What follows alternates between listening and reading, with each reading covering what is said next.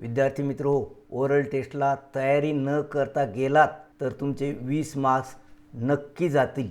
परंतु हा व्हिडिओ जर तुम्ही शेवटपर्यंत पाहिला तर लिसनिंग आणि स्पीकिंग या दोन्हींचे मिळून 20 मार्क्स कसे मिळतात हे मी तुम्हाला प्रॅक्टिकली दाखवणार आहे। म्हणून व्हिडिओ स्किप करू नका, कारण अनेक विद्यार्थ्यांना ओरल टेस्टमध्ये मार्क्स कसे दिले जातात हेच माहीत नसते। चला तर मग जाणून घेऊया ओरल टेस्टमध्ये 20 मार्क्स कसे घ्यायचे। मित्रो नमस्कार, मी डॉक्टर नारायण बिडवे। मित्रो, 12वी इंग्लिशच्या ओरल टेस्टमध्ये 20 मार्क्स कसे मिळवायचे हेच आपण या ठिकाणी शिकणार आहोत। मित्रो, या ओरल टेस्टला 20 मार्क्स असतात खरे, परंतु हे 20 मार्क्स काही एकत्र मिळत नाहीत, तर लिसनिंग स्किल आणि स्पीकिंग स्किल ह्या दोन स्किलचे मिळून आपल्याला 20 मार्क्स मिळतात। लिसनिंग स्किलचे 10 मार्क्स आणि स्पीकिंग स्किलचे 10 मार्क्स। चला तर मग सर्वप्रथम आपण लिसनिंग स्किलचे 10 मार्क्स आपल्याला कसे मिळतात हे पाहूयात। पुन्हा लिसनिंग स्किलच्या 10 मार्क्सचे 3 लॉट करण्यात आलेले आहेत मित्रो। लिसनिंग टू द सेंटेन्सेस 5 मार्क्ससाठी, त्याला ऑर आहे listening to a poem 5 marks, आणि त्याला ऑर आहे listening to a story 5 marks. म्हणजे या 3 प्रश्नांपैकी आपल्याला 2 प्रश्न सोडवावे लागतात। मित्रो, बहुतेक करून शिक्षक लिसनिंग टू द सेंटेन्सेस हा प्रश्न कंपल्सरी असल्याप्रमाणे घेतातच, कारण हा कंडक्ट करण्यासाठी सोपा आहे। तर आपण देखील या ठिकाणी लिसनिंग टू द सेंटेन्सेस हा प्रश्न घेऊया, आणि त्यानंतर लिसनिंग टू अ पोएम किंवा लिसनिंग टू अ स्टोरी या दोन्हींपैकी एक प्रश्न शिक्षक घेतात।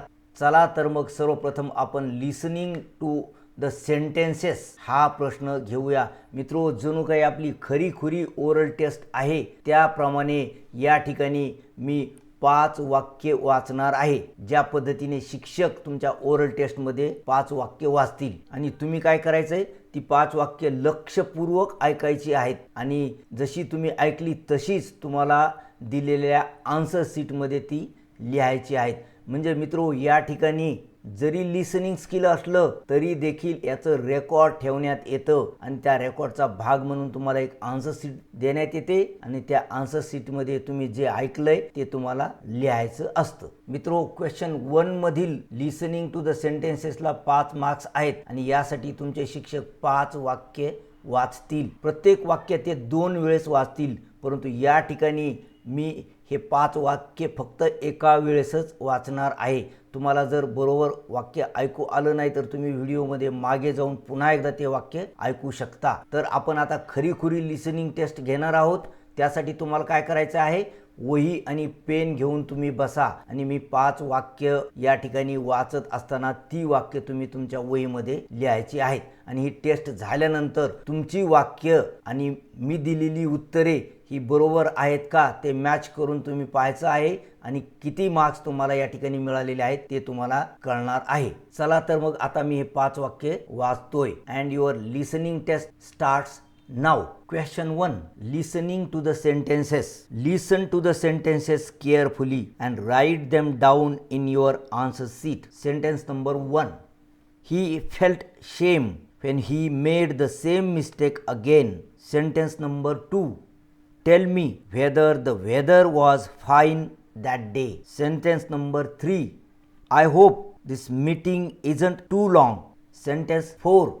Have you ever seen a fox? Sentence 5. A friend in need is a friend indeed. मित्रो, तुमची लिसनिंग टेस्ट संपलेली आहे। आता तुम्ही काय करायचं आहे, तुम्ही लिहिलेली उत्तरे मी दिलेल्या उत्तरांसोबत मॅच करायची आहेत। तत्पूर्वी तुम्हाला जर खात्री नसेल तर पुन्हा व्हिडिओमध्ये मागे जाऊन ही वाक्य तुम्ही ऐकू शकता, परंतु उत्तरे मॅच करण्यापूर्वी तुम्ही तुमची उत्तरे लिहा। तर या ठिकाणी मी वाक्य देतोय, पहा या ठिकाणी बरोबर असलेली वाक्य मी दिलेली आहेत। आता तुम्ही तुमची उत्तरे या वाक्यांसोबत मॅच करून पहा। व्हिडिओ पॉज करा, ही उत्तरे मॅच करून पहा। चला आता पहिल्या क्वेश्चनचे हे जे 5 मार्क्स आहेत ते आणखी डिस्ट्रीब्यूट केलेले आहेत, ते कशा प्रकारे आपल्याला मिळतात ते आपल्याला पाहायचं आहे। पहा कशाला मार्क्स मिळतात, तर तुम्ही शब्द बरोबर लिहिलेले आहेत काय त्याला 1 मार्क आहे।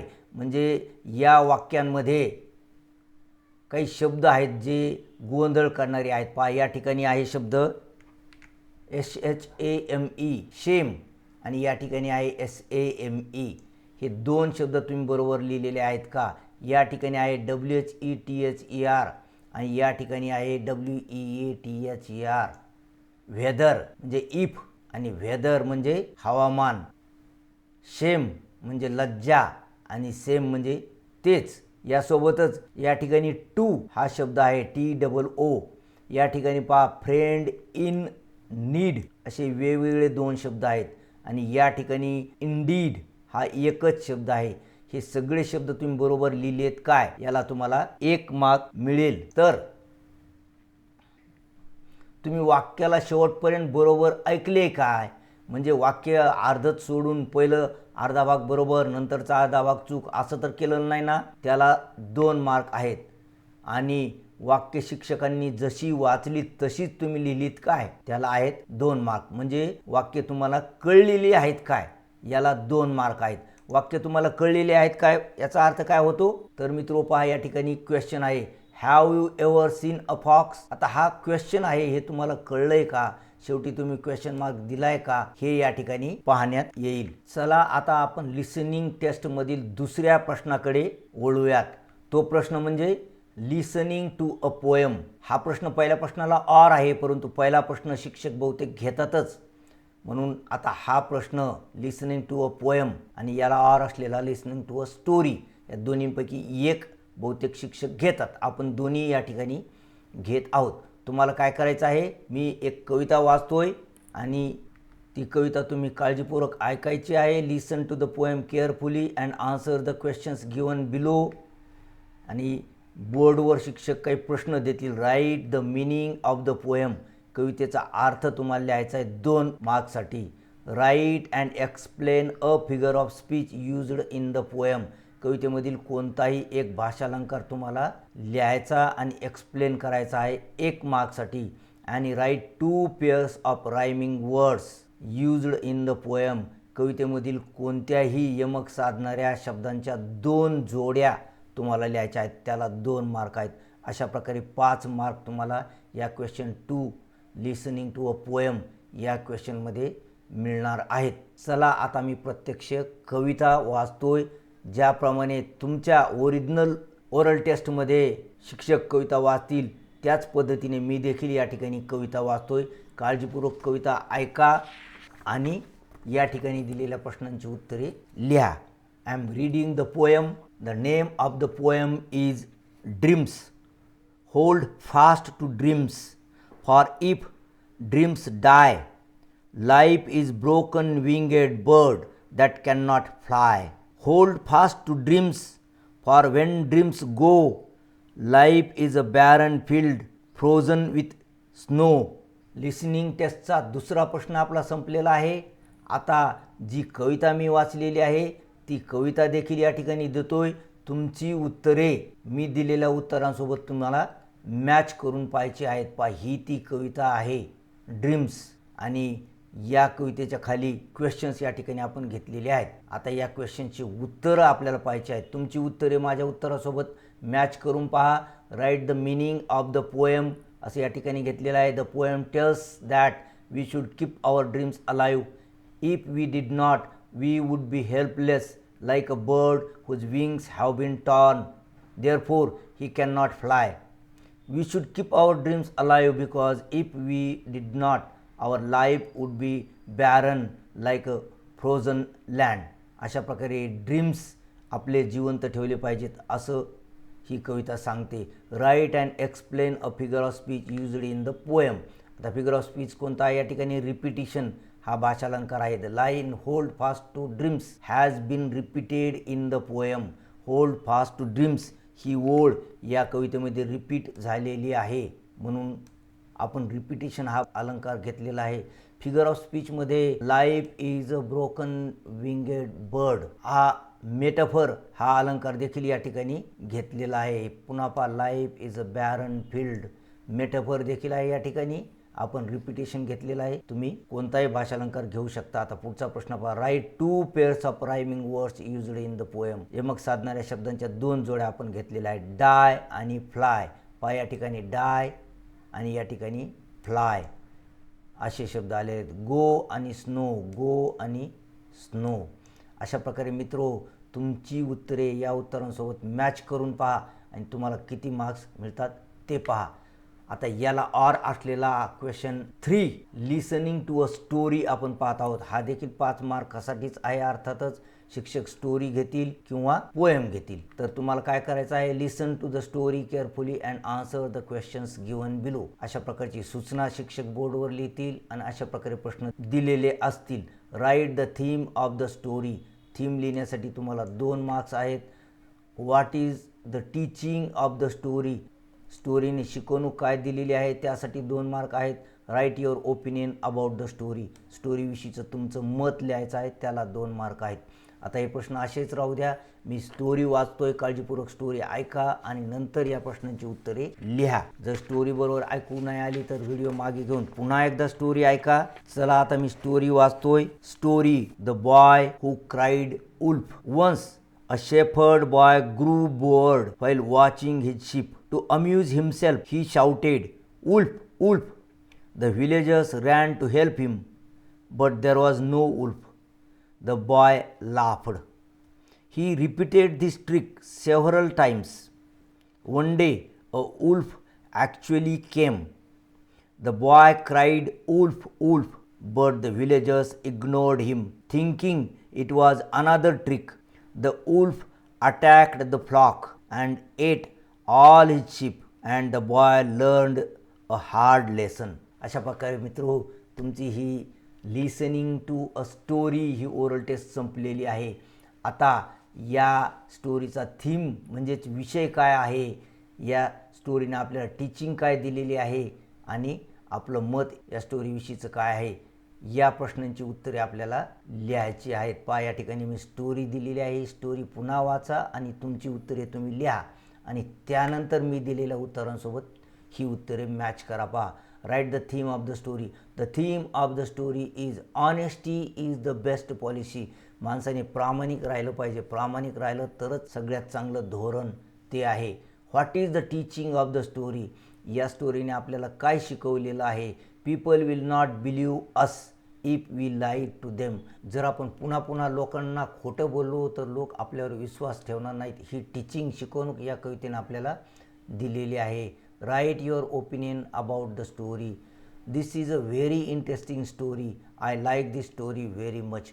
कोणतीही स्टोरी असली तरी हे 2 वाक्य तुम्ही या 3ऱ्या प्रश्नाच्या उत्तरासाठी लिहू शकता आणि या ठिकाणी तुम्हाला 2 मार्क्स मिळतील, हे लक्षात ठेवा. तर अशा प्रकारे लिसनिंग टेस्टमधील 3रा प्रश्न देखील आपण पाहिलेला आहे. मित्रो इथपर्यंतचा व्हिडिओ जर तुम्हाला आवडला असेल तर त्याला एक लाईक करा.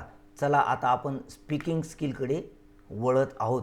मित्रो स्पीकिंग स्किल हे देखील महत्त्वाचं कौशल्य आहे आणि हे देखील 10 मार्क्ससाठी आहे.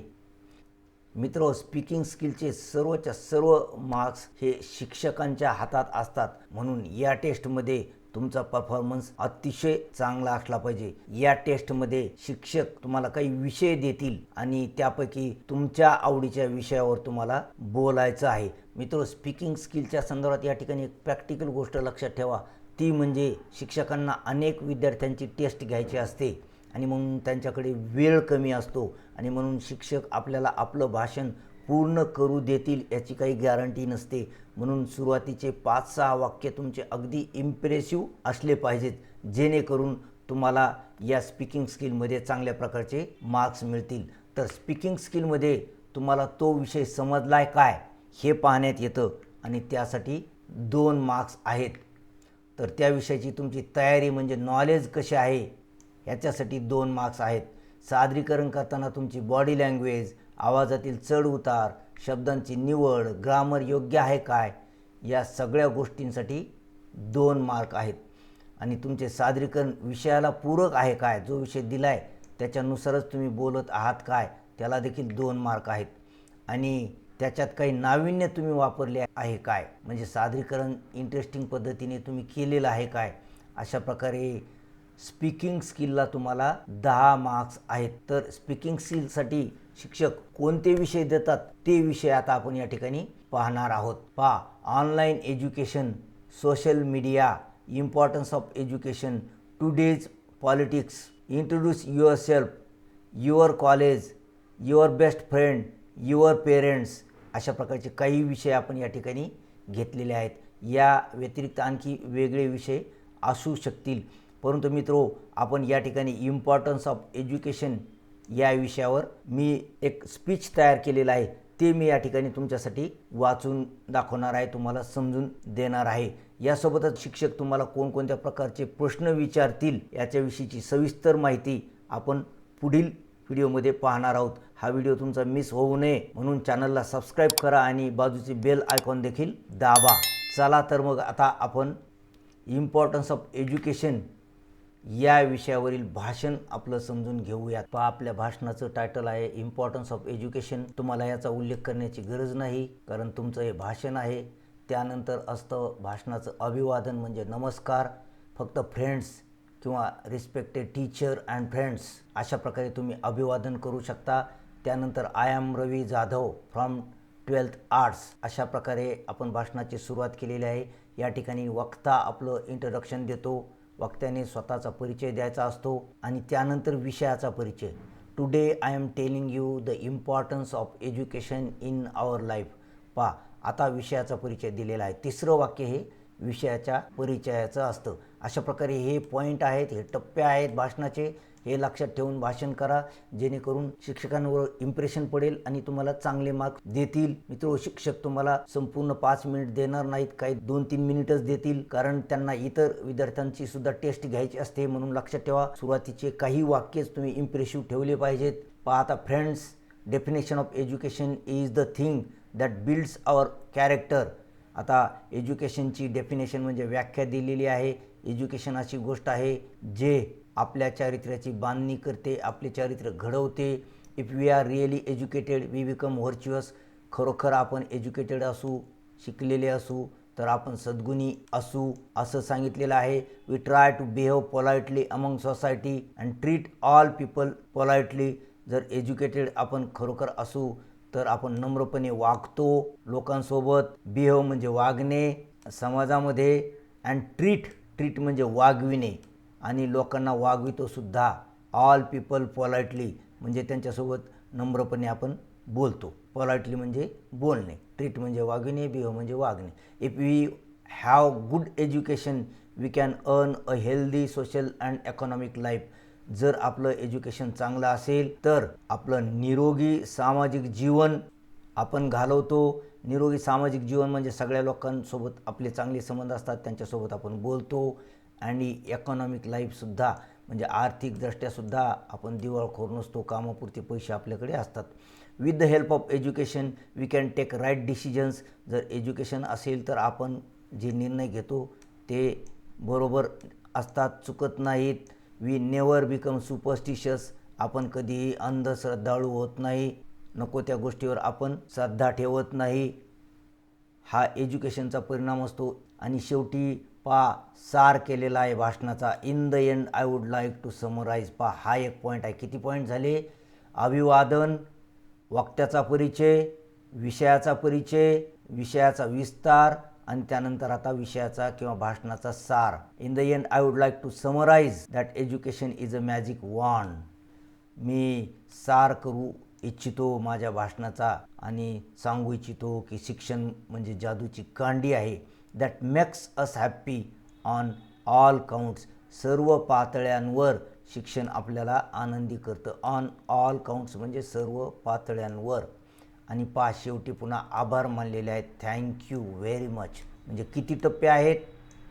अभिवादन, वक्त्याचा परिचय, विषयाचा परिचय, विषय विस्तार म्हणजे विषय एक्सप्लेन केलेला आहे, त्यानंतर सार कन्क्लुजन आणि त्यानंतर आभार.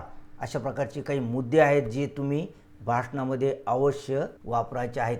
मित्रो, आशा करतो की व्हिडिओ तुम्हाला आवडला असेल. व्हिडिओ आवडला असल्यास याला लाईक करा, आपल्या मित्रांसोबत व्हिडिओ शेअर करा. आणि ओरल टेस्टमध्ये शिक्षक तुम्हाला कोणत्या प्रकारचे प्रश्न विचारू शकतील आणि त्यांची उत्तरे कशी द्यायची याविषयीचा व्हिडिओ आपण यानंतर करणार आहोत. तो व्हिडिओ तुमचा मिस होऊ नये म्हणून चॅनलला सबस्क्राईब करा आणि बाजूची घंटीसुद्धा दाबा. आणि मित्रो, या ठिकाणचे हे 2 व्हिडिओज अवश्य पहा. भेटूया असेच पुढील व्हिडिओमध्ये. तोपर्यंत have a good day. Thank you.